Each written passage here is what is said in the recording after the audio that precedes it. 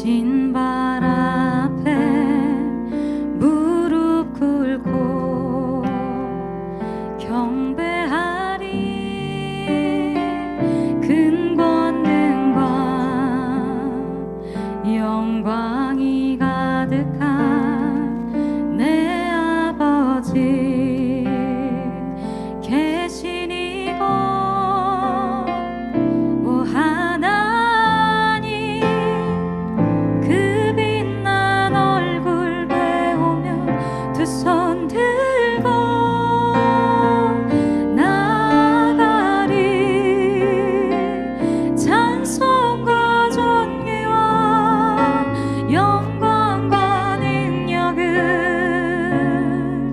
그 하늘 보좌 위에 주님께. 함께 고백하겠습니다. 내 하나님, 내 하나님, 서신 발 앞에 무릎 꿇고 경배하리. 큰 권능과 영광이 가득한 내 아버지. 다시 한번 고백하겠습니다. 내 하나님, 내 하나님, 서신 발 앞에 무릎 꿇고 경배하리. 큰 권능과 영광이 가득한 내 아버지 계신 이곳, 오 하나님, 그 빛난 얼굴 배우며 두 손 들고 나가리. 찬송과 존귀와 영광과 능력을 그 하늘 보좌 위에. 오 하나님, 그 빛난 얼굴 배우며 두 손 들고 나가리. 찬송과 존귀와 영광과 능력을 그 하늘 보좌 위에. 이 목소리 높여서 다시 한번 찬양합니다. 하나님의 그 크신, 하나님의 그 크신 사랑이 우리 죄를 사하셨네. 어린 양의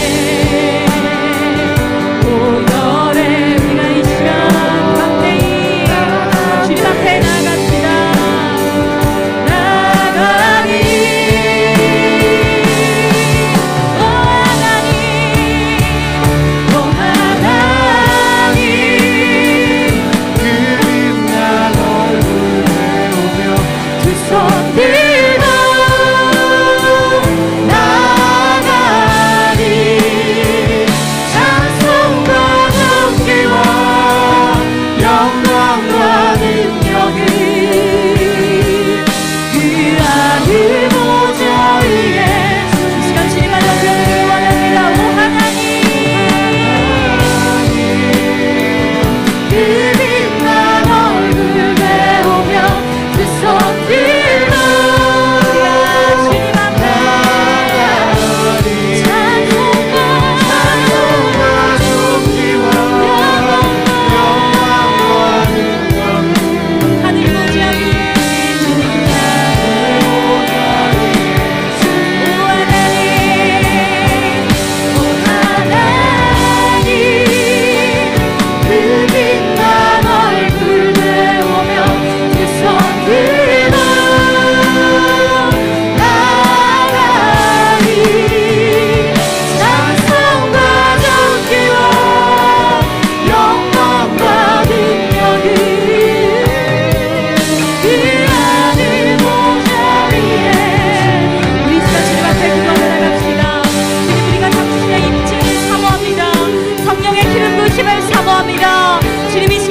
찾아와 주시옵소서. 우리를 만져주시고 이 시간 우리를 지나가 주시옵소서. 이 시간 우리를 다스려 주시옵소서라고 우리 주 앞에 기도하며 나갑시다.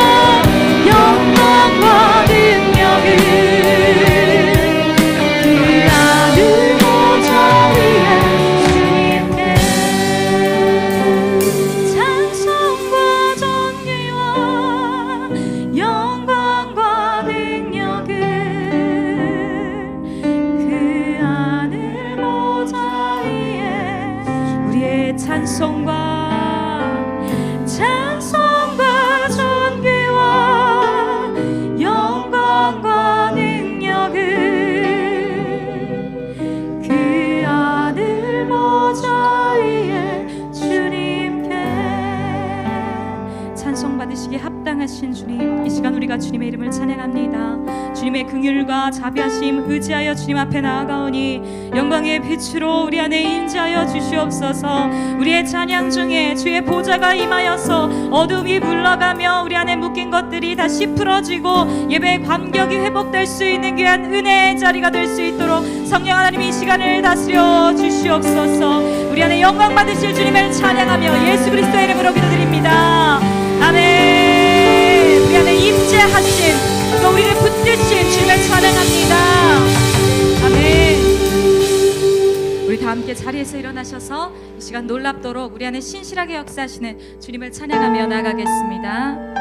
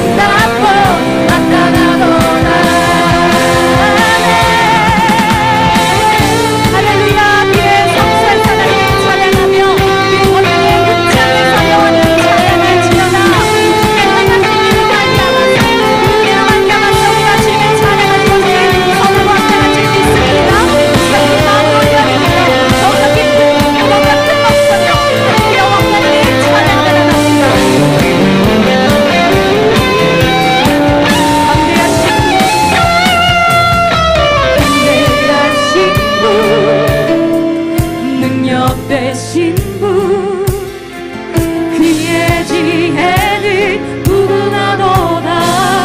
주님은 광대하신 분이십니다. 광대하신 분 능력 되신 분 그의 나라는 영원하도다. 찬양 찬양 할렐루야. 우리 하나님께 찬송하는 하나님과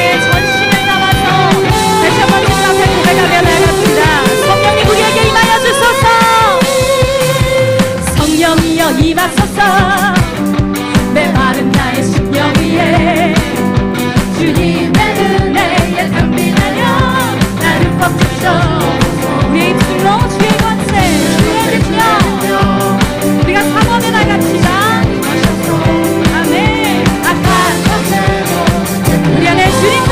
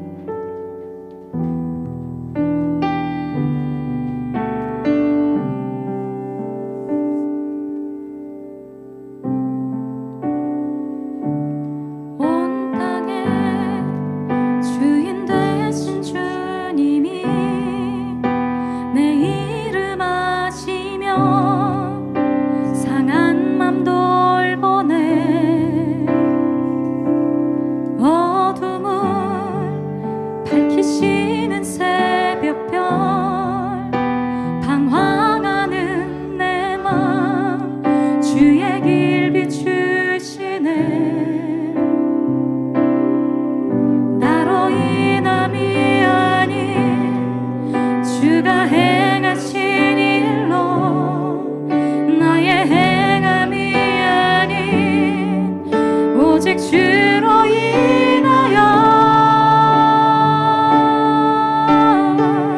나는 오늘 피었다 지는 이름 없는 꽃과 같네. 바다에 있는 파도 안개와 같지만 주는 나를 붙드시고 부르짖음 들으시며 날개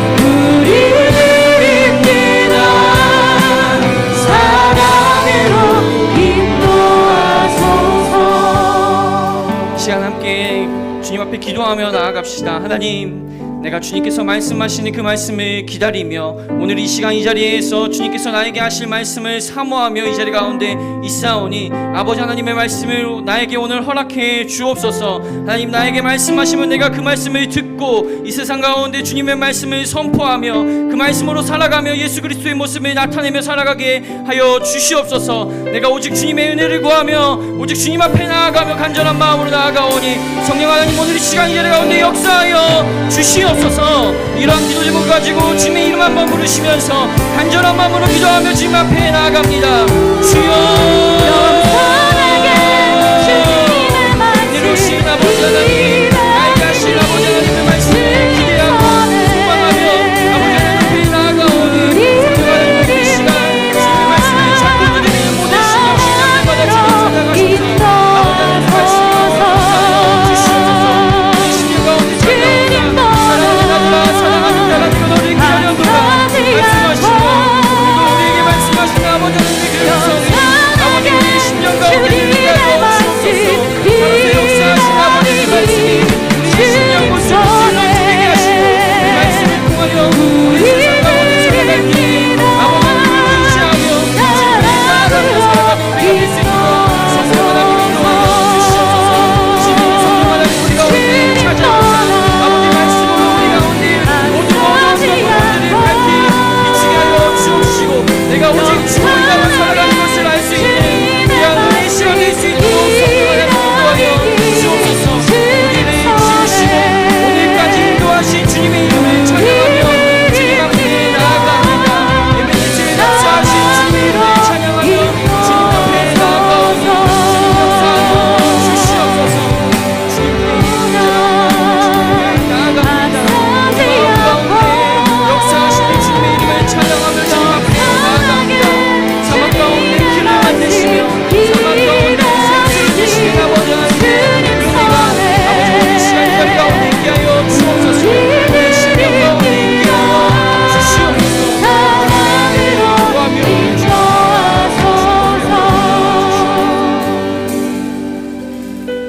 사랑이 많으신 아버지 하나님, 주님 앞에 나아갑니다. 우리의 온 마음과 정성을 다하여 주님 앞에 나아가오니 성령 하나님, 오늘 이 시간 이 자리 가운데 주님의 임재로 함께하여 주시옵소서. 우리 가운데 우리를 부르시는 주님의 음성이 듣게 들려지기를 소망합니다. 말씀 가운데 하나님께서 우리에게 주시는 약속의 말씀들이 들리길 소망합니다. 주님, 우리가 그렇게 주님의 말씀을 사모하며 주님 앞에 나아가오니 오늘 이 시간 예배자리를 통하여서 살아서 역사하신 아버지 하나님의 말씀이 우리의 심령 가운데 들릴 수 있도록 역사하여 주시옵소서.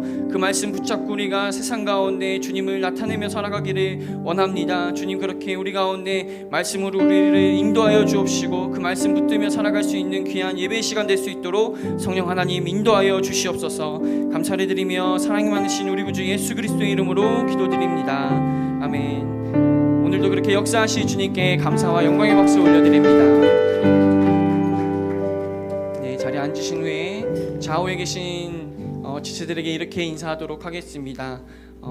주님만이 길과 진리 생명 되십니다. 이렇게 인사하겠습니다. 주님만이 길과 진리 생명 되십니다.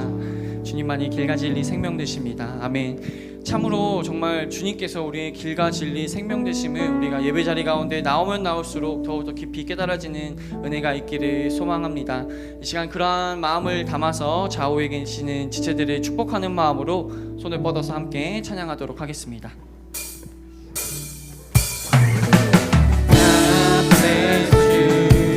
주님의 크신 은혜가 당신의 영혼 속에 가득 흘러 넘치기를 당신의 몸과 마음 행하는 모든 것을 지키시며 보하시고 참 기쁨이 언제나 넘치기를 축복하며 기도합니다. God bless you. God bless you. God bless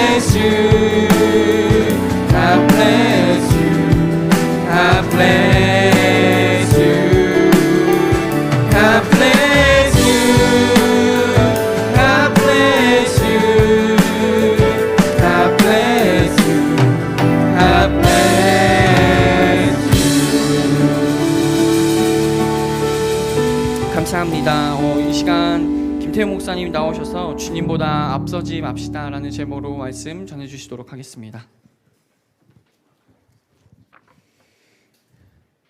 정부 발표를 보니까 6월 1일부터는 뭐 굉장히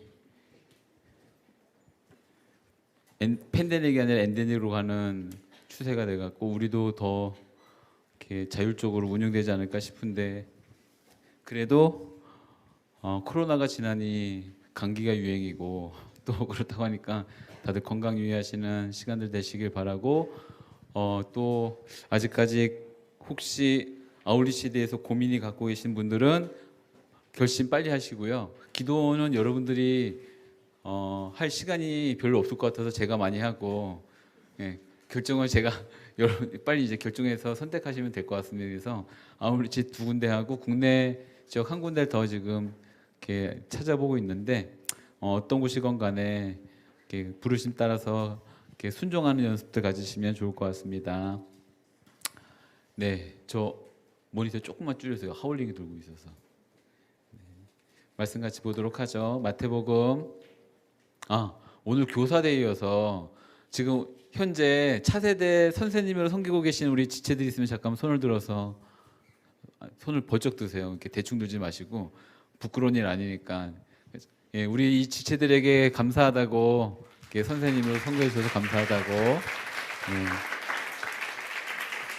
수고와 헌신에 대한 보상은 오늘 선생님들 아마 이렇게 특별한 시간이 있었는데 여기 또 예배 오시냐고 그냥 참여하지 못한 이들도 있으니까 하나님의 큰 위로가 여러분 가운데 있기를 바랍니다.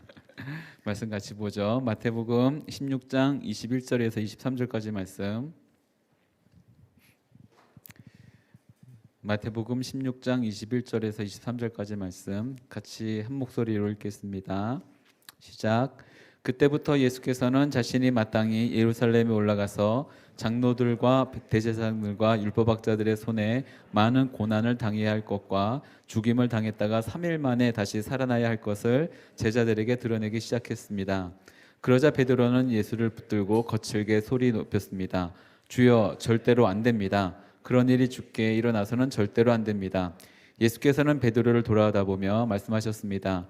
사탄아, 내 뒤로 물러가거라. 너는 나를 넘어뜨리는 걸림돌이다. 내가 하나님의 일은 생각하지 않고 사람의 일만 생각하는구나. 아멘. 오늘 21절 말씀이 이렇게 시작을 하는데요. 그때부터라고 말씀이 있습니다. 이제 이 그때부터라는 단어가 이제 그 이후와 그 이전이 나뉜다는 뜻이죠. 그때부터니까 그때부터 이후가 다르고 그 이전이 다르고, 오늘 말씀을 보면 그 이때부터 예수님이 이 땅에 오신 이유에 대해서, 그리고 분명한 목적에 대해서, 아버지께 받은 사명이 무엇인지에 대해서 명확하게 말씀하시기 시작합니다. 그렇다고 한다면 이제 오늘 말씀을 나누는 이 순간부터 끝날 때까지, 마태복음이 끝날 때까지 큰 하나의 단락으로 묶을 수 있을 것 같아요. 그리고 오늘 말씀은 그 단락의 시작이 되는 거가 있죠. 이 중요한 이 단락의 주제는 십자가입니다. 예수님께서 당신의 죽음을 제자들 가운데 늘 대화의 중심이 되게 하셨고, 주제로서 말씀해 주시는 시작이 오늘 말씀이라는 겁니다. 예수님께서 대속의 이 죽음을 당하시는 것을 이제 구체적으로 말씀하시기 전에도 이제 암시적인 어떤 내용들이 곧잘 있었습니다. 뭐 세례를 받으실 때라든가 바리새인들이 예수님을 죽이고자 했을 때 이제 요나의 표적을 말씀하시면서 이제 그런 암시들이 있었죠. 그러나 오늘 이 순간부터 예수님은 암시라든가 간접적이 아니라 직접적으로 가장 중요한 주제로서 당신의 죽음을 이야기하십니다. 십자가에 대해서 말씀하기 시작하는 거겠죠. 그리고 오늘 읽었던 21절 이전에 이제 그리스도라는 표현이 나오는데, 우리가 크게 막 관심을 가지면서 꼼꼼히 기록하면서 단어를 이렇게 동그라미 치지 않으셨다고 한다면 1장 1절과 1장 18절에 두 번에 걸쳐서 그리스도란 표현이 나오고, 그 이후로 16장 이를 때까지 한 번도 나오지 않았습니다. 우리는 마치 성경을 복음서를 잘 아는 것처럼 암묵적으로 그리스도가 따라 붙어 있다고 생각하지만, 마태복음의 이 저자 마태는 그리스도란 표현을 무려 16장이나 걸쳐서 지난 다음에야 비로소 다시 꺼내기 시작한 겁니다. 예수님에 대한 호칭이죠. 바로 예수님은 그리스도시다. 예수님은 바로 그리스도이시다는 것을 언급하기 시작합니다. 여기 그때부터라는 단어가 이제 이전까지는 예수님은 간접적으로 제자들 가운데 자신의 삶을 보여주시면서 메시아의 삶이 그리고 방식이 무엇인가를 알려주셨습니다. 가는 곳마다 하나님의 나라를 보여주셨고 또한 진정한 의미에 있어서 그 시대 약자들에 대한 어떤 친구로 삼아주시는 것과 또 함께 교제하는 것들도 많이 보여주셨죠. 근데 이제부터는 이제 이런 어떤 간접적인 표현이 아니라 십자가에 대한 분명한 죄에 대한 구속과 또한 우리를 위한 죽으심에 대한 이야기를 꺼내기 시작하십니다. 이것이 제자들이 예수님을 향한 신앙의 고백을 하고 난 다음부터 일어나는 것이라고 한다면 이것이 굉장히 중요한 이유가 될 것 같습니다. 왜냐하면 십자가의 길은 환호와 사람들이 원함과 또 쫓아가고 싶은 그런 길이 아니라 외로운 길이기 때문에 그렇습니다. 십자가의 길은 고통의 길이기 때문에 그렇습니다. 예수님이 이 땅에 오신 이유는 좋고 사람들한테 칭찬을 받고 환호를 받기 위한 길이 아니라 예수님이 우리의 죽음을 위해서 우리의 죄에 대한 그 대가를 위해서 친히 그 모든 대속을 짊어지시고 또 죽으셨다는 것을 우리 가운데 보여주시기 위함이겠죠. 우리는 이 예수님이 우리 이 땅에 오신 목적을 분명히 알므로 말미암아 명확한 한 가지 사실을 배우게 됩니다. 예수님은 단순히 우리를 도와주시는 분이 아닙니다. 우리가 예수님에 대한 어떠한 도움을 요청할 때 예수님이 우리를 도와주시는 분이구나 라고 정도 생각해서는 안 됩니다. 또한 몇 번을 걸쳐서 계속 끊임없이 드린 이야기이긴 하지만 우리는 예수님의 도움을 받는다고 해서 좀 더 괜찮아지는 존재가 아닙니다. 좀 더 나아질 수 있는 존재가 아닙니다. 예수님이 이 땅에 오신 이유는 여기 그리스도로 오셨다고 한다는 것은 내 영혼의 내 인생의 유일한 구원자로 오셨다는 것이고 그 말은 나는 도움을 받으면 좀 괜찮아지는 존재가 아니라 완전히 바뀌어야만 되는 존재라는 것을 말씀해 주고 있는 말이기도 하죠. 우리가 결코 해결할 수 없는 죄의 문제에 대해서 친히 해결하기 위해 이 땅 가운데 오신 것이 바로 예수님입니다. 근데 이 말씀 가운데 죽임을 당했다가라고 하는 것인데 거기서 끝나는 것이 아니라 그 이후에도 계속된 일들을 말씀해 주시죠. 3일 만에 다시 살아날 것을 말씀해 주셨다. 근데 21절 말씀 보면 우리 21절 한번 다시 읽도록 하죠. 21절입니다. 21절 말씀 같이 읽도록 합니다. 시작. 그때부터 예수께서는 자신이 마땅히 예루살렘에 올라가서 장로들과 대제사장들과 율법학자들의 손에 많은 고난을 당해야 할 것과 죽임을 당했다가 3일 만에 다시 살아나야 할 것을 제자들에게 드러내기 시작하였습니다. 여기 이제 시작하였습니다라고 하는 거 보니까 앞으로 계속해서 반복해서 이 이야기를 하신다는 것을 알 수 있고 그 이야기는 이제 고난을 당해야 할 것과 뒷부분에 죽임을 당했다가 3일 만에 살아나야 할 것을 뭐뭐 할 것을이라고 하잖아요. 근데 이 단어가 하나님의 어떤 계획과 또한 미리 정하신 것을 표현할 때 성경이 쓰는 단어입니다. 근데 이제 여기 그때부터라고 한다면 하나님이 원하시는 때에 하나님이 원하시는 방법으로 하나님의 그 계획 가운데 이 일들이 일어나고 있다는 것을 알려주고 있는 중요한 구절이라는 것이죠. 이 말을 좀 21절을 기나긴 설명을 좀 정리하면서 하나님이 원하시는 그때까지 하나님이 기다리셨다는 것입니다. 예언서를 통해서 수많은 메시아에 대한 예언자에 대한 그 예언의 메시지를 주셨지만 하나님은 기다리셨습니다. 왜냐하면 하나님 우리를 사랑하시기 때문이죠. 이 문장과 문장을 이어갈 수 있는 설명이 굉장히 많지만 이 문장과 문장을 이을 수 있는 상상력과 적용과 이 모든 해석은 성령께서 여러분 각자에게 주시리라 믿습니다. 그냥 다만 하나님은 기다리셨다. 그리고 그 이유에 대해서는 이렇게 말씀드릴 수 있습니다. 사랑하시기 때문에. 그렇다고 한다면 우리도 똑같이 기다려야만 되죠. 왜냐하면 하나님은 우리의 어떤 내가 그분의 이야기를 듣고 설득을 당해서 믿을 만한 분인가라고 이해할 뿐이 아니라 그분은 그 자체에 대해서 믿고 신뢰할 수 있는 분이기 때문에 그렇습니다. 이제 이 분명한 사역에 대해서 예수님 말씀하시기 전에 신앙의 고백을 듣고 이 말씀을 하셨다고 한다면 이제 우리도 신앙 고백을 하고 예수님에 대한 하나님에 대한 분명한 신앙 고백을 잊고 난 다음에 참된 사명에 대해서 알 수 있는 시간들이 기회들이 있게 될 거라고 또 믿게 됩니다. 여러분들 가운데 그런 시간이 있길 간절히 바라고 오늘은 이런 주제에 대해서 여러분 가운데 이제 정리하는 굉장히 기본적인 신앙에 대한 내용을 정리하는 시간을 짧게 끝내고 난 다음에 본격적인 오늘의 핵심에 대한 이야기를 같이 나누도록 하죠. 22절 말씀입니다. 22절 말씀 다시 같이 읽도록 하겠습니다. 시작. 그러자 베드로는 예수를 붙들고 거칠게 소리 높였습니다. 주여, 절대로 안 됩니다. 그런 일이 주께 일어나서는 절대로 안 됩니다. 이 말을 좀 직역한다면, 그러자 베드로가 그를 붙들고, 이제 표현이 예수님을 붙들고가 아니라 그를 붙들고 그를 비난하기 시작했다. 말하기를 당신께 자비가 있기를, 이제 자비란 것 하나님의 자비가 있기를, 주여 이런 일이 당신께 결코 있지 않을 것입니다. 인데 이제 독일의 경건한 신학자 주였던 한 사람인 이제 게르하르트 마이어라는 분이 이 말을 이렇게 다시 번역해봤습니다. 그는, 베드로는 예수님을 분리한 후, 예수님을 다른 곳으로 분리시킨 후 그를 꾸짖기 시작했다. 하나님이 당신에게 은혜를 베푸시기를, 결코 당신에게 이러한 일이 일어나지 않기를. 근데 직역하면 마치 예수님을 자신이 있는 곳으로 베드로가 끌어갔고 꾸짖은 것처럼 보이지만, 이제 이 말을 갖다가 좀 여러 상황에 비춰서 번역한다면 이제 어쨌든 구분을 시킨 겁니다.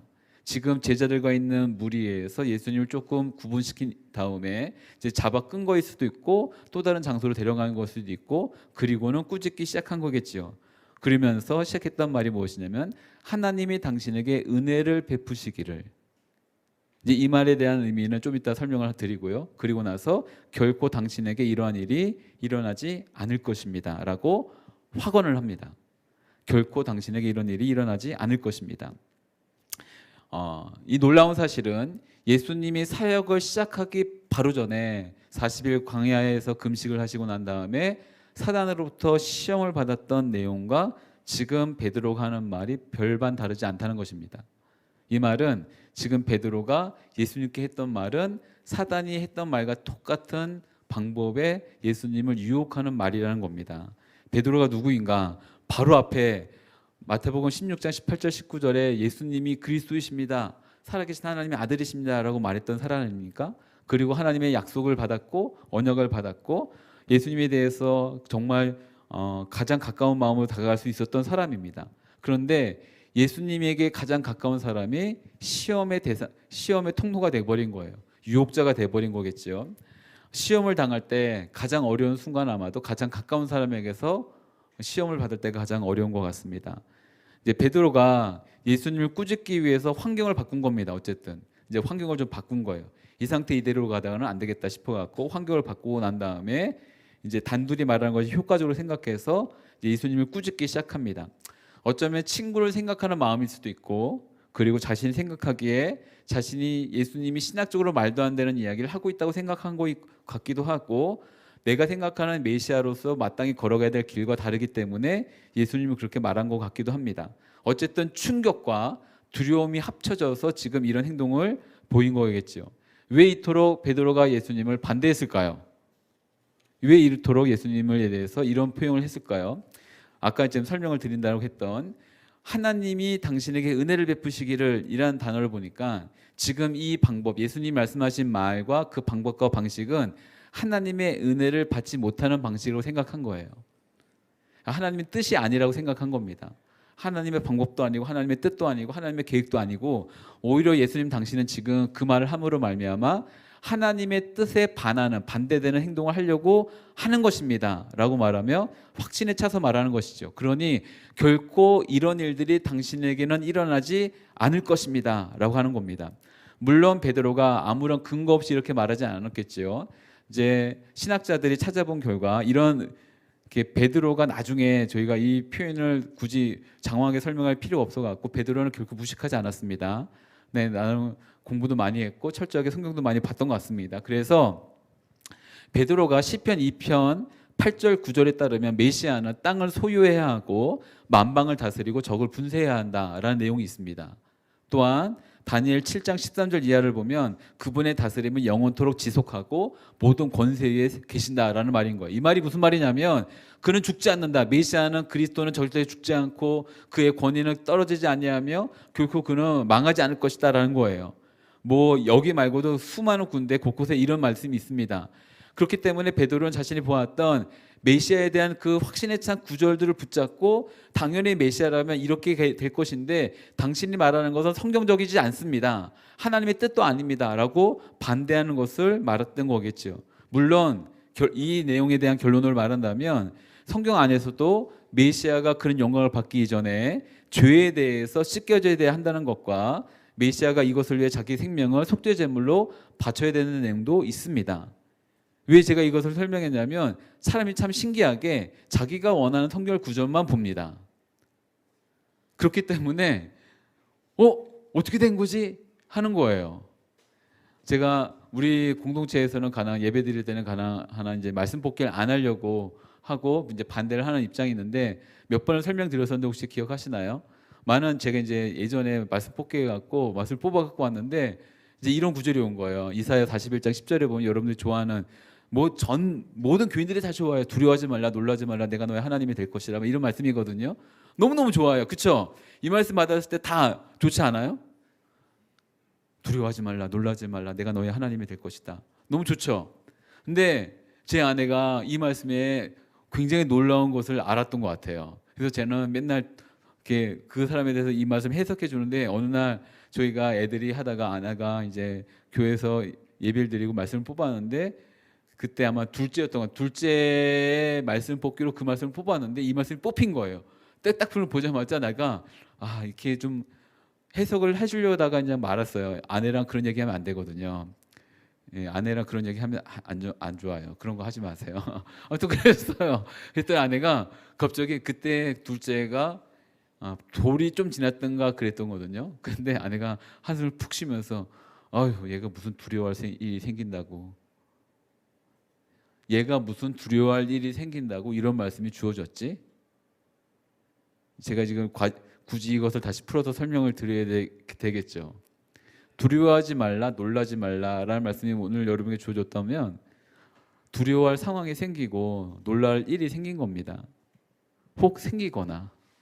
그러니 주님이 먼저 여러분의 마음을 안심시켜 주기 위해서 두려워하지 말라. 그래도 너는 두려워하지 말라. 그래도 너는 놀라지 말라. 내가 너를 지켜줄 것이다. 도와줄 것이다. 도와줘야 될 상황이 생긴 거예요. 생기고 있거나. 이 말씀이 먼저 너무 행복해요 할 말씀이겠습니까? 아니면 인간적으로 보면은 저는 고난이 많고 그래서 저희가 인생이 다져지고 이게 다듬어지고 그래서 참 좀 더 괜찮은 삶을 만들어가는 것과 아무 일 일어나지 않고 평탄한 평강의 삶을 사는 것과 둘 중에 하나를 선택하라고 한다면 저는 여러분들은 모르겠지만 저는 두 번째를 선택합니다. 아무런 일 일어나지 않고 어쩔 수 없이 일어날 수 있는 크고 작은 일들이 어쩔 수 없지요. 근데 굳이 막 엄청나게 힘들고 어렵고 막 날마다 눈물 흘리면서 주님 제가 두렵습니다. 저를 지켜주세요. 이에 대한 기도해야 되는 상황이 생기지 않는 것이 저는 개인적인 바람이에요. 인간적인 바람이에요. 물론 여러분에게 다 똑같습니다. 말씀을 너무 길게 이건 이렇게 풀이하면 안 되는데 어쨌든 그런 거예요. 자, 다시 돌아와서 말씀을 하나만 보지 마시고 그냥 전체적으로 보시면서 베드로와 같은 이런 잘못된 일들이 일어나지 않기를 바라면 좋을 것 같습니다. 오늘 이 베드로의 모습을 통해서 말과 모습을 통해서 몇 가지를 배울 수 있겠죠. 첫 번째, 하나님의 일에는 반드시 반응해야 하는 세력들이 있다. 이것보다 이 반대가 더 중요하죠. 그래서 사탄 마귀도 굳이 간섭할 필요가 없는 이들은 간섭하지 않습니다. 사탄 마귀가 여러분을 유혹하지 않는다면 좋아할 게 아닙니다. 사실은 제가 너무 말을 어렵게 하는 거 아니죠? 만약 유혹이 너무 없다, 그럼 지금 이상한 거예요. 여러분 굉장히 고민해야 될 때입니다. 오히려 왜 마귀가 마치 내 편인 듯 이렇게 나를 너무 내버려 두지? 이거 좀 불안한 겁니다. 그게 지금 내가 걸어가고 있는 길이 마귀가 같은 편인가? 마귀가 같은 길인가? 고민해야 되는 거예요. 성령 충만하지 않고 인간적이고 세속적이면 마귀도 그냥 내버려 둘 겁니다. 굳이 그걸 갖다가 바꿔야 될 필요를 느끼지 않은 거겠죠. 그러나 성령 충만하길 원하는 교회와 사람들은 갈급함과 간절함을 주 앞에 나가는 사람들은 반드시 마귀들이 그냥 내버려 두지 않지요. 그냥 적당히 살라고 말할 겁니다. 대충 살라고. 너 지금까지 그냥 이렇게 살았으면 아무런 일도 일어나지 않았잖아. 근데 이제 와서 왜 굳이 다시 열심을 갖고 살아가려고 해? 그냥 네가 살았던 그대로 적당히 예배드리고 적당히 말씀 보고 좀 힘든 일 있을 때만 살짝 기도하고 그러면 주님이 은혜 베풀어 주실 거야. 그냥 그렇게 살아라고 말하는 마귀가 이게 틈타는 일들이 있겠죠. 사랑하는 여러분 가운데 마귀가 관심을 두지 않는 세력이 되지 않기를 간절히 바랍니다. 마귀조차도 건들 필요가 없는 그런 영적인 무뎌진 상태로 가지 않게 되기를 간절히 바랍니다. 그러나 두 번째, 마귀는 하나님을 직접 공격할 수는 없죠. 그래서 하나님의 일을 하는 사람들을, 이 하나님의 일을 해야 되는 사람들을 공격하게 된다는 걸 보게 됩니다. 마귀가 하나님을 공격하는 건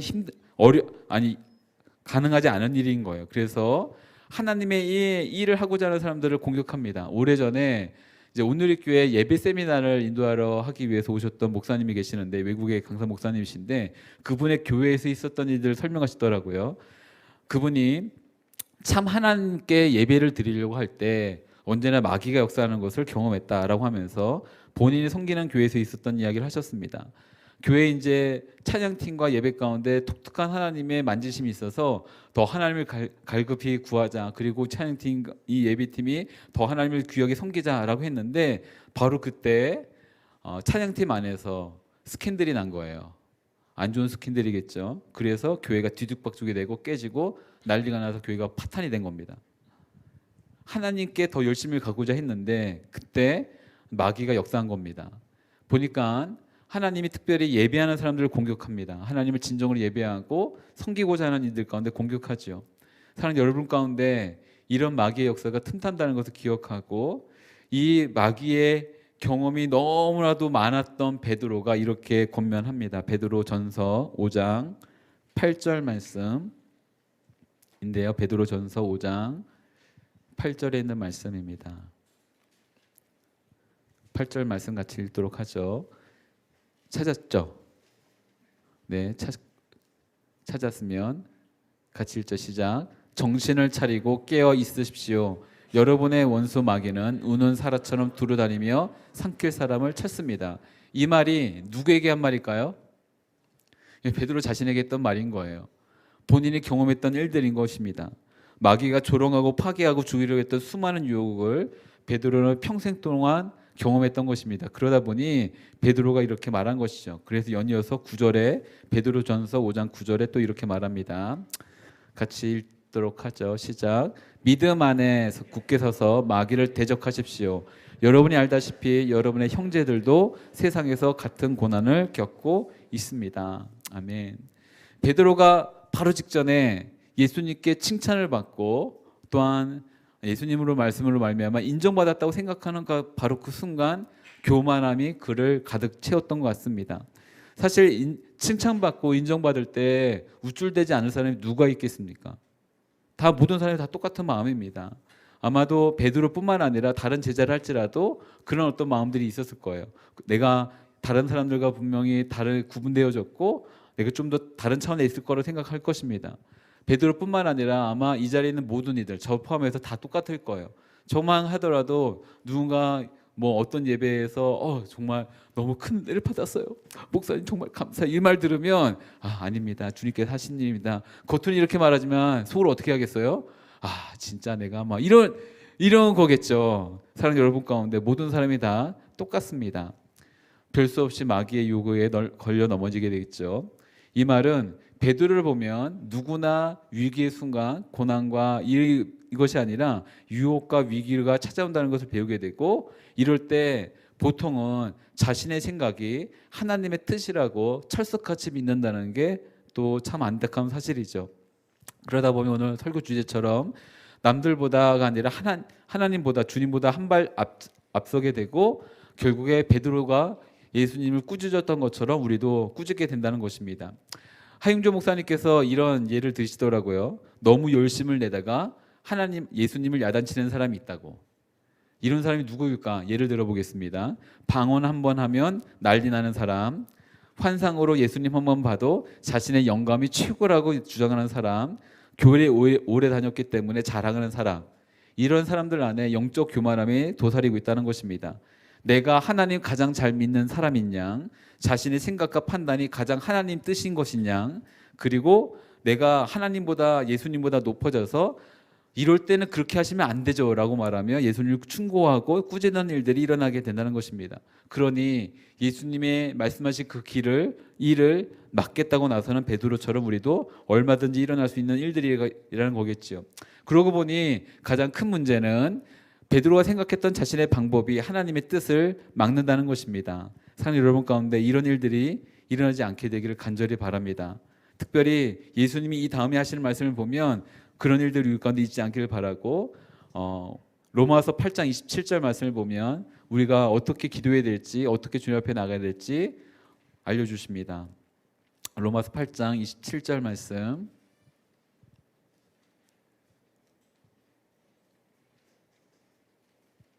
같이 읽죠. 시작. 마음을 살피시는 이는 성령께서 하나님의 뜻을 따라 성도들을 위해 간구하시기 때문입니다. 아멘. 이제 하나님의 인도하심을 알 수 있는 분명한 것은 성령님께 인도함을 받는 것입니다. 기도할 때 성령님의 인도함을 받아서 주 앞에 나갈 수 있었으면 좋겠고, 눈을 뜨고 나면 정신을 차려야 돼요. 왜냐하면 내가 눈 감고 했던 그 기도가 내 삶으로 이어지지 않게 늘 마귀가 유혹하기 때문에 그렇겠지요. 어쨌든 이런 일들이 있고 나자 예수님이 이렇게 말씀하십니다. 마태복음 16장 23절 말씀, 오늘 읽었던 말씀인데요.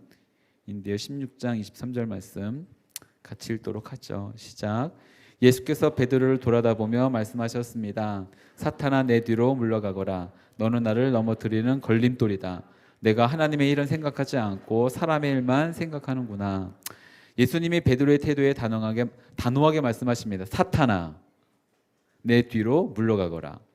이 말 아까도 설명했던 40일 금식이 끝나고 사탄의 유혹이 있을 때 예수님이 하셨던 말씀입니다. 사탄이 유혹했던 것이 무엇인가? 고난과 대속 없이 영광을 누리라는 것입니다. 제가 일부러 단어만 이렇게 쏙 뺀 겁니다. 고난과 대속 없이 영광을 누리라. 그만큼 노력할 필요 없이 그만한 대가를 가져라. 너는 그만한 자격이 있지 않느냐. 그 자격이 어떻게 주어진 자격일지 몰라도 네가 그만큼 노력할 필요 없이 이만큼을 받을 수 있다, 이만큼을 누릴 수 있다고 하면 왜 그 길을 돌아서 가겠냐? 왜 정도를 걸어갔니? 그렇게까지 할 필요 없잖아. 남들 다 이만큼 건너뛰어서 가는데 한 거죠. 마귀가 마귀처럼 오지 않는다고 말씀을 드렸죠. 마귀는 마귀처럼 오지 않습니다. 마귀가 무섭게 오겠습니까? 사탄이 막 더 힘들게 살아봐 이렇게 하면서 오겠습니까? 아니요. 천사처럼 올 겁니다. 달콤하게 오고 그럴듯하게 올 것입니다. 이 말이 우리 가운데도 동일하게 적용될 수 있다는 것을 꼭 기억하십시오. 예수님은 하나님의 일을 하실 때 늘 이런 저항을 받으셨습니다. 특별히 예수님이 베드로의 말에 속상하신 것 같아요. 굉장히 속상하시죠. 그러니 바로 앞에 너는 반석이다 말씀하셨는데 지금 뭐라고요? 걸림돌이다. 참 반석이 될지 걸림돌이 될지 한순간입니다. 예전에 한 인직 때, 인직이라 하면 이제 장로님들을 이제 장립하는 시간이었는데 그때 한 선배 장로님이 우리 교회입니다. 한 유명한 게 사회적으로도 유명하셨던 한 장로님이 후배 장로들이 세워지는 그 장례식 때 이제 말씀을 하시는 시간이 있었어요. 10년 전에 있었던 일인데 그 장로님 말씀하시면서 분명 교회가 리더들을 세울 때는 성도들을 섬기고 또 목회자들에게 이렇게 디딤돌이 되고 또 반석에 대해서 세웠는데 이제 보니 순 걸림돌만 된다라는 이야기를 들으면서 장로 장립받는 이들 가운데 분들에게 당신들 살아가면서 앞으로 사역하면서 걸림돌 되지 맙시다 했던 얘기가 귀에 맴돕니다. 근데 그렇더라고요.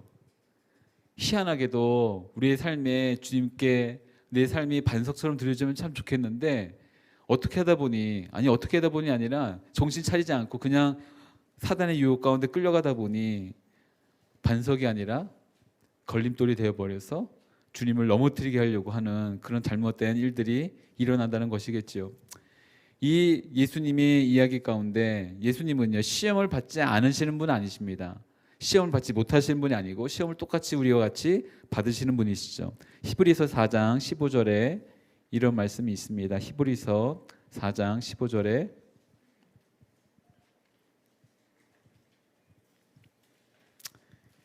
말씀이 있는데 같이 읽도록 하겠습니다. 시작.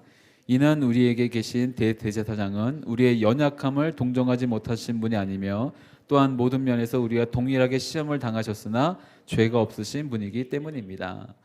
여기 죄가 없다는 것이 무엇이냐면 죄를 짓지 않으셨다는 것입니다. 죄를 짓지 못한 것이 아니라 똑같은 죄, 나와 똑같은 죄의 유혹을 똑같이 받으셨는데 죄를 짓지 않으셨다는 것이죠. 그렇다면 유혹이 있을 때 이 예수님이 걸어가셨던 것처럼 마귀에 대해서는 꾸짖고 그리고 하나님의 말씀으로 그 일들을 이겨내야 된다는 것을 배우게 됩니다. 아무리 좋은 생각 같이 보여도 그것이 하나님의 뜻에 반하거나 아니면 주님이 원하시는 것이 아니라고 한다면 반대하거나 명확히 꾸짖고 책망해야겠지요. 오늘 말씀을 보니까 이제 사단의 영향력 아래에 있는 것들이 몇 가지 요즘 보니까 증상들이 찾아나는 것 같아요. 그래서 몇 가지 증상들을 조금 더 살펴보려고 합니다. 꼭 이것이 제가 드리는 한 8가지 정도 되는데 이 일들이 100% 사단의 영향력이 있기 때문에 일어나는 것이라고 볼 수는 없습니다. 그러나 그런 영향력 안에 있기 때문에 이런 일도 많이 빈번하게 일어납니다는 것을 그냥 먼저 전제로 하고 말씀을 드립니다. 가장 첫 번째, 그런 사단의 영향력 안에 있는 사람들이 나타내는 몇 가지 증상들인 것뿐입니다. 증상들. 첫 번째, 부정적인 강박관념에 휩싸이기 쉽죠. 끊임없이 드는 부정적인 생각에서 빠져나오기 힘든 겁니다. 나는 안 될 거야, 안 됐어, 끝까지 안 될 거야 라고 하는 부정적인 강박관념에 거봐, 네가 해봤자 무슨 일이 되겠어 하는 그런 일들로 말들로 계속 사로잡히는 거죠. 외부에서 그 누구도 나에게 그 한마디 말도 하지 않았다 할지라도 이미 내 안에서 그 말들이 가득 채워져 있는 상태입니다. 근데 이것이 떠나지 않고 나를 온전히 사로잡고 날 질질 끌고 가는 거예요. 두 번째, 밑도 끝도 없는 두려움 가운데 휩싸일 수 있습니다. 두려움이 없는 인간은 불가능합니다. 존재하지 않습니다. 누구나 다 두려움을 느끼죠. 그런데 그 두려움이 밤이나 낮이나 늘 언제나 나를 불안하고 무서워하게 만든다는 것은 분명히 사단의 어떤 영향력 안에 있다는 또 다른 증거일 수도 있겠죠. 세 번째는 지나친 성적인 생각입니다. 누구나 다 성욕이 있습니다. 여러분 청춘의 시기 가운데 성욕이 어떠면 그게 더 이상할 수 있겠죠. 물론 그럴 수도 있습니다. 자연스러운 일이에요. 그러나 아침부터 저녁까지 자면서 늘 뭔가 성에 대해서 생각하고 쫓기고 이성에 대해서 도구처럼 생각한다면 그것은 마귀적인 생각입니다. 마귀의 영향력 아래 있다는 것입니다. 네 번째, 뭔가에 쫓기듯이 살아갑니다. 이 말은 바쁘게 살아간다, 긴급함에 열심히 살아간다는 의미가 아니라 뭔가 쫓기면서 마음이 안정이 되지 않고 불안한 채 살아간다는 것을 말하는 것입니다. 다섯 번째, 그러다 보니 증오심과 반항심과 짜증과 분노와 쓴뿌리가 늘 올라오죠. 항상 늘 짜증이 나고 큰 소리를 지르고 화를 내고 분노를 발하는 사람도 있습니다. 누구든 만나면 싸우려고 하는 사람이 있죠. 요즘에 말을 아껴야 되는데 청춘의 시기를, 청소년기의 시기를 갖고 있는 사춘기에 있는 몇몇 지체들도 그런 일들이 있습니다. 요즘 우리 집에서 많이 보고 있는 일들이 있는데 참 대하기가 힘들어요. 저는 사춘기를 굉장히 얌전하게 지났기 때문에 막 소리를 지르면서 지나지 않아갖고 이제 저도 굉장히 이해하려고 노력 중에 있는데 어쨌든 뭐 하면 그냥 소리를 지르고 짜증을 내고 뭐 하는 그런 일들이 있을 수 있습니다. 근데 사춘기도 아닌데 말끝마다 짜증을 내고 화를 내고 분을 내면서 성을 내고 한다고 한다면, 분노와 타에 대한 모든 책임을 전가하고 있다고 한다면 주님께 기도하시면 좋겠습니다. 여섯 번째, 잘못된 신념으로 똘똘 뭉쳐있는 사람들이 있죠. 내가 믿는 것이 진리라고 생각하는 사람들이 있습니다. 내가 생각하고 있는 것이 잘못된 것이라고 생각하지 않고 축복에 대해서도 신앙에 대해서도 모든 것에 대해서도 마치 내가 하는 것이 진리라고 생각하는 사람들이 있죠. 일곱 번째, 왜곡된 나르시시즘이 있습니다. 물론 자기 사랑 필요합니다. 저는 오히려 여러분들이 자기 자신에 대해서 사랑하지 않는 것이 더 나빠요. 보니까. 그런데 그것을 벗어나서 나만 주목받고자 한다거나 나만 불쌍한 사람이거나 나만 뭔가 빛나야만 되거나 나만 세상에 가장 힘든 사람이라고 보여줘서 나에게만 집중이 되고자 하는 것은 잘못된 것입니다. 마지막 여덟 번째, 이것에 대해서 알려주고 있는 공동체가 있죠. 예배할 때가 있고 믿음의 여러분의 동역자들이 있고 한 순이 있습니다. 우리 공동체 예배가 있겠죠. 근데 여기서 떠나야지만 내가 이러한 소리를 안 듣겠구나 해서 이제 교회를 떠나야겠다, 예배드리지 말아야겠다 라고 한다면 그것 자체가 이미 마귀적인 생각이죠. 왜냐하면 치유란 몸 안에 있을 때 일어납니다. 치유나 회복은 몸 안에 있을 때 일어납니다. 손이 상했어요. 몸에 붙어야지 치유가 일어납니다. 몸에서 잘라지면 썩습니다. 사랑 여러분 가운데 사탄은 늘 생명공체를 떠나게 만들려고 하죠. 이런 일들이 있을 때 이렇게 말하면 됩니다. 사탄아, 예수님의 이름으로 떠나가라. 예수님은 예수님이시기 때문에 사탄아, 내 뒤로 물러가라 하지만 우리는 그런 능력이 없습니다. 그러니 그 권위를 갖고 있는 분이 우리에게 그 능력을 허락해 주셨으니 우리는 그 이름의 능력에 힘입어서 이렇게 말합니다. 사탄아, 마귀야, 예수님의 이름을 명하노니 떠나가라 라고 하면 곧 마귀가 이렇게 와서 속삭이겠죠. 너에게 무슨 자격이 있다고 그러느냐, 너에게 뭐가 그만한 능력이 있다고 말하느냐 라고 말할 때 이렇게 말씀하시면 됩니다. 나에겐 자격이 없지만 주님이 나에게 자격을 주셨다. 자격은 우리가 만드는 것이 아니라 주님이 주시는 것입니다. 이 사실을 꼭 기억하십시오. 우리는 자격에 대해서 증명하는 것이 아니라 이미 자격을 받았음을 기억하십시오. 끊임없이 유혹하고 넘어뜨리려고 할 때 사단에게 이렇게 말씀하십시오. 아니, 선포하고 책망하고 꾸짖으십시오. 사단아, 예수님의 이름을 명하노니 떠나가라 라고 말하는 것이겠죠. 여기 이제 예수님이 말씀하십니다. 사탄이 예수님보다 앞서게 하려고 했던 모든 것들에 대해서 예수님이 꾸짖으시죠. 내가 말하고 있는 것이 사실은 나보다 앞서고 있는 것이야. 그러니 너는 내 뒤로 와라 라고 말씀하시는 것입니다. 사탄이 굳이 그렇게 할 필요가 있느냐라고 말할 때 예수님도 이렇게 걸어가셨어. 예수님도 그럴 필요가 없으신 분이 세례를 받으셨어. 예수님도 똑같이 그 시간을 가지셨어. 예수님도 똑같이 이 십자가를 지셨어 라고 말하는 것입니다. 사단이 이렇게 말할 것입니다. 왜 그토록 고통스럽게 십자가를 지려고 하느냐, 왜 그토록 어렵게 돌아가려고 하느냐, 십자가 말고도 당신이 하나님의 아들이라는 것을 증명하기 위한 여러 가지 방법이 있지 않느냐, 돌을 떡으로 만들면 사람들이 환호할 것이고 높은 곳에서 떨어지면 사람들이 그 가운데 천사가 받들어 내리면 모든 이들이 당신을 메시아로 알 것이다. 눈 한 번만 딱 감으면 된다. 눈 한 번만 딱 감고 부정하면 된다. 평생을 네가 편하게 먹고 살 수 있다 라고 말하는 유혹들이 얼마나 많습니까?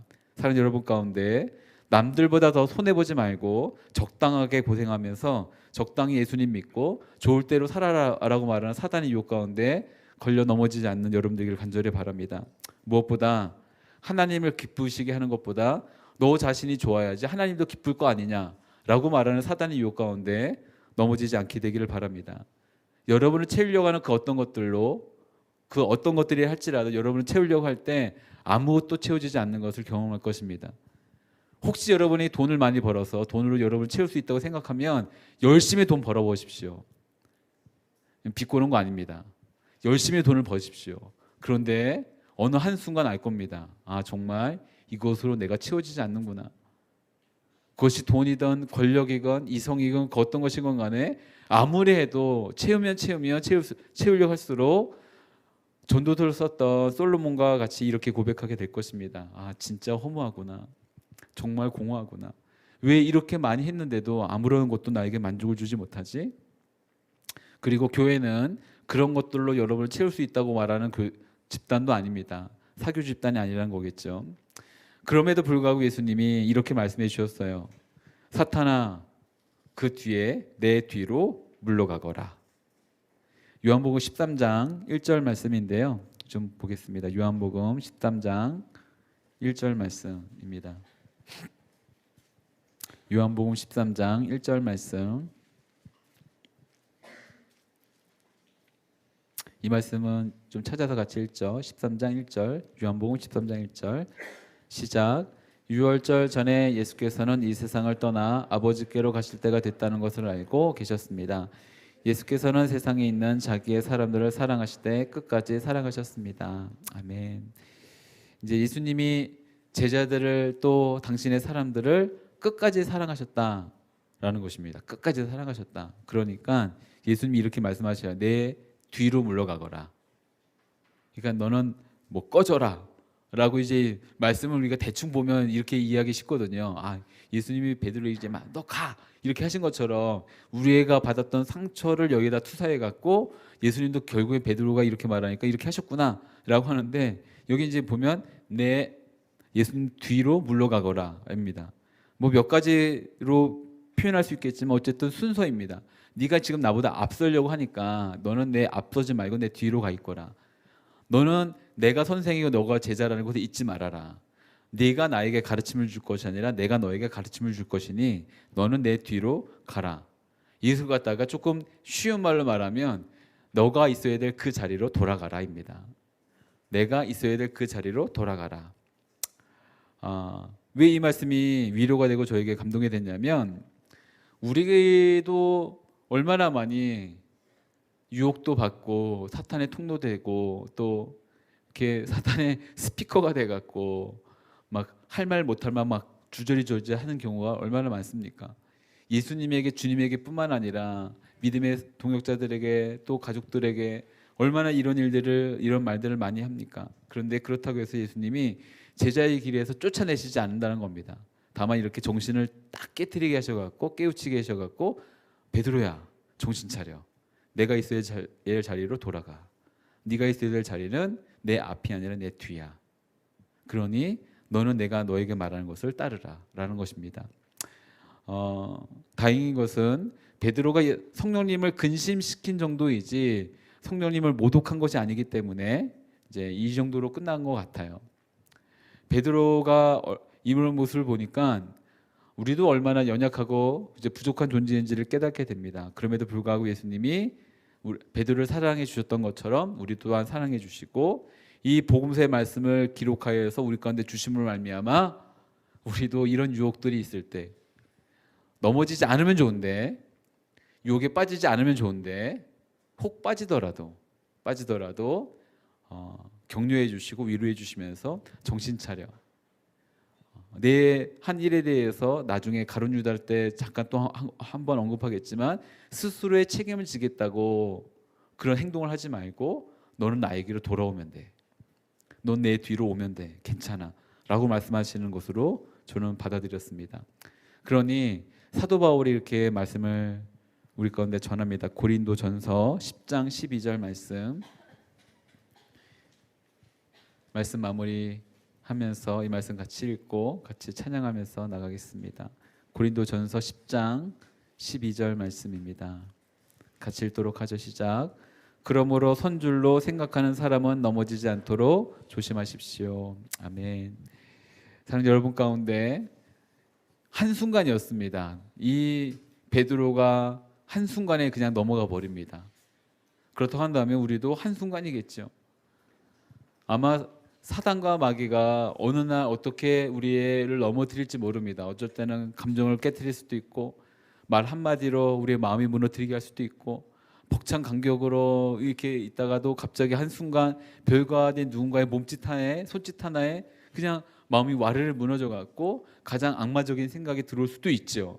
그럴 때 기억하십시오. 하나님이 우리를 포기하지 않으신다. 그리고 그럼에도 불구하고 우리를 끝까지 사랑해 주신다.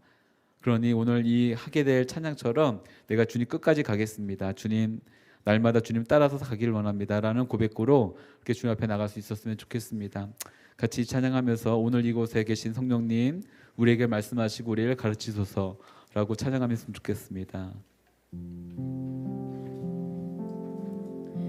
오늘 이곳에 계신 성령님 우리에게 말씀하시고 우릴 가르치소서.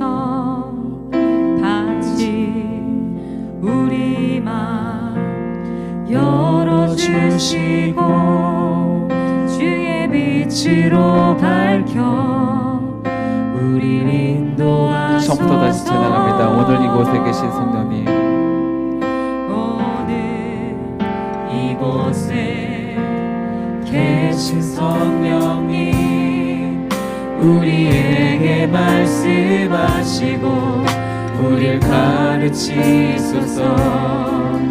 같이 우리 맘 열어주시고 주의 빛으로 밝혀 우릴 인도하소서. 주님보다 앞서지 않고 앞서지 않고 겸손한 기다리니 주님 손에 우릴 드립니다.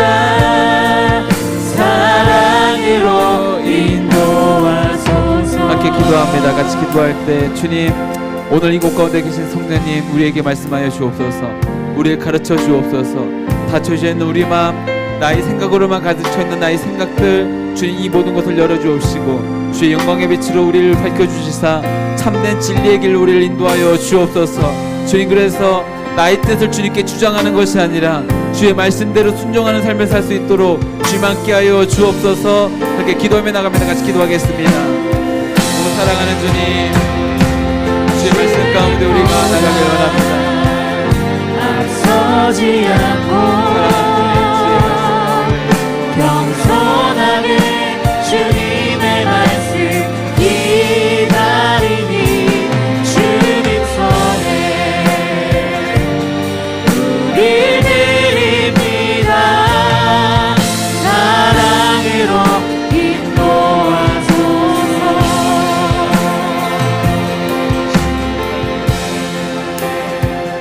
앞서지 않고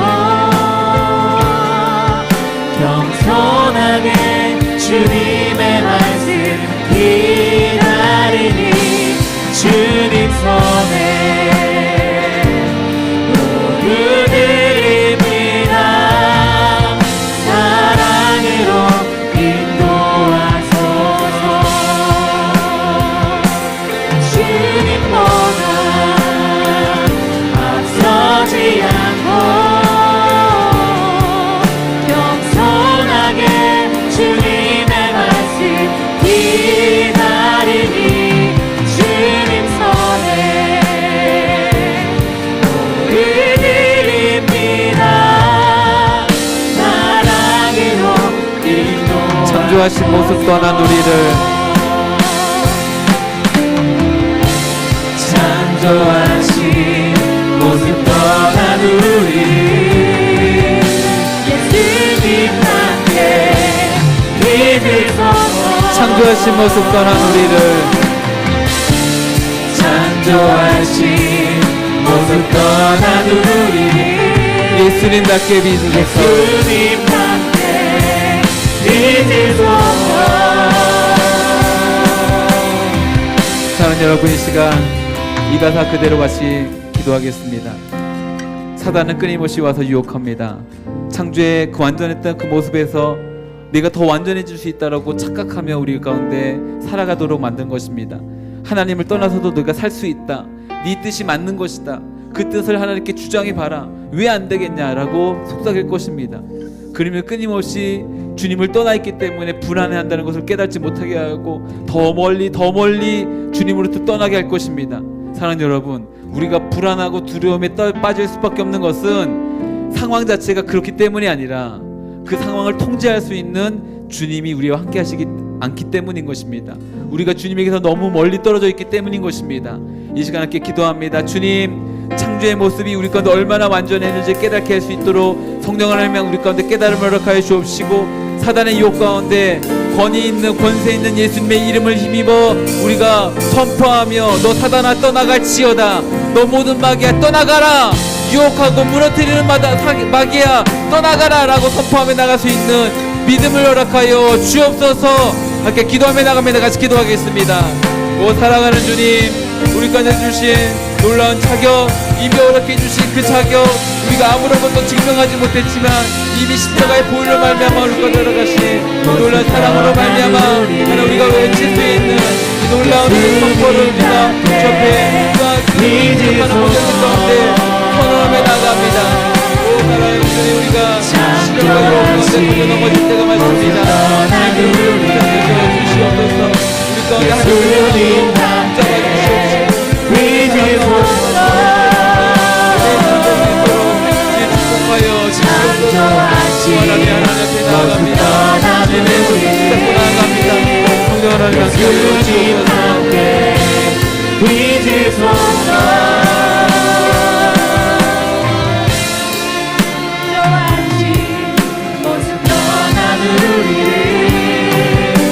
예수님 함께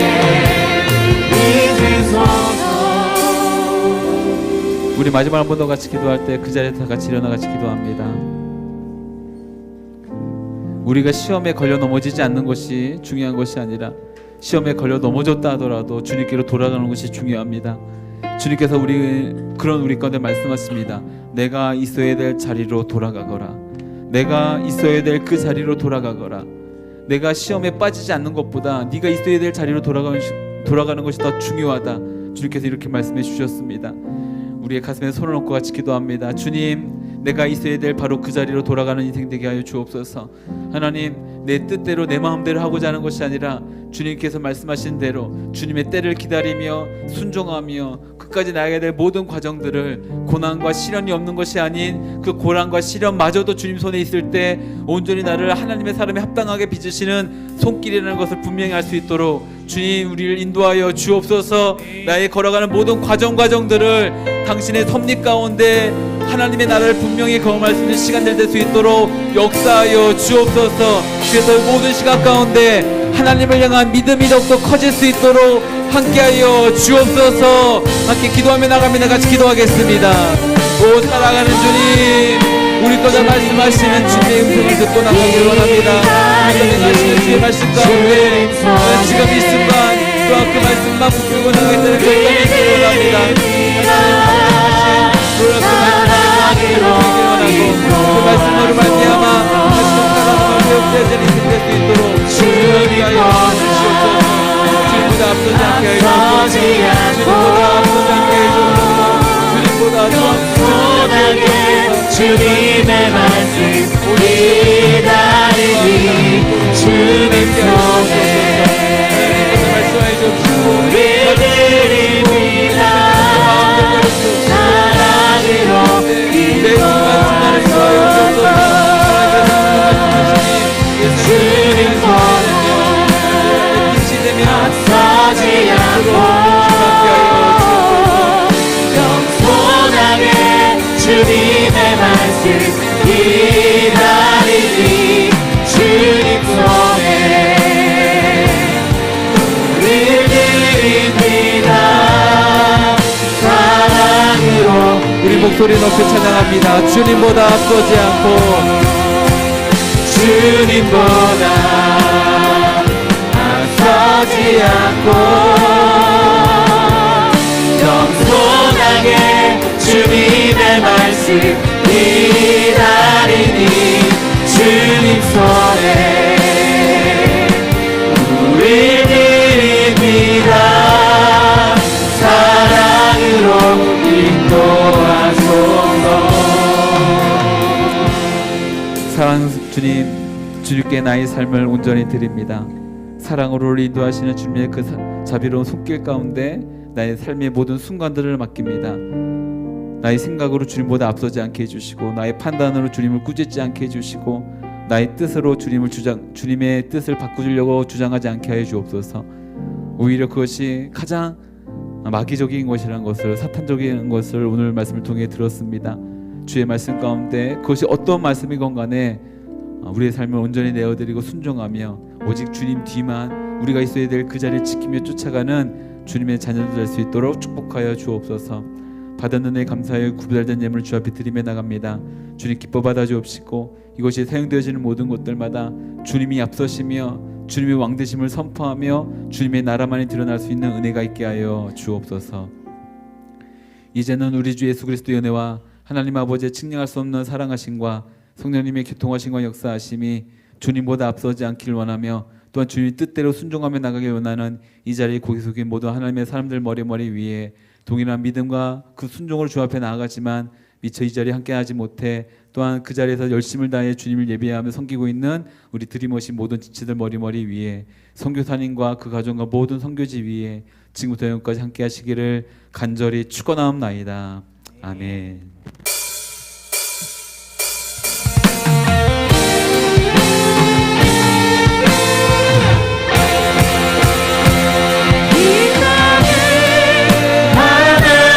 영광 노하니 그런 나라가 되게 하소서.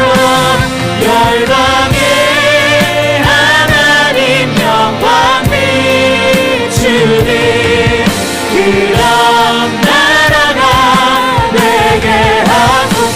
마라나타 마라나타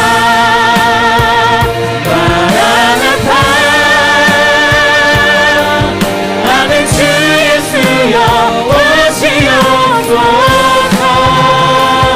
마라나타 마라나타 아멘 주 예수여 오시옵소서 할렐루야. 우리 하나님께 큰 영광과 감사의 박수를 드리겠습니다. 네, 예배를 마쳤습니다. 자리에 앉으면 우리 광고 듣도록 하도록 하죠.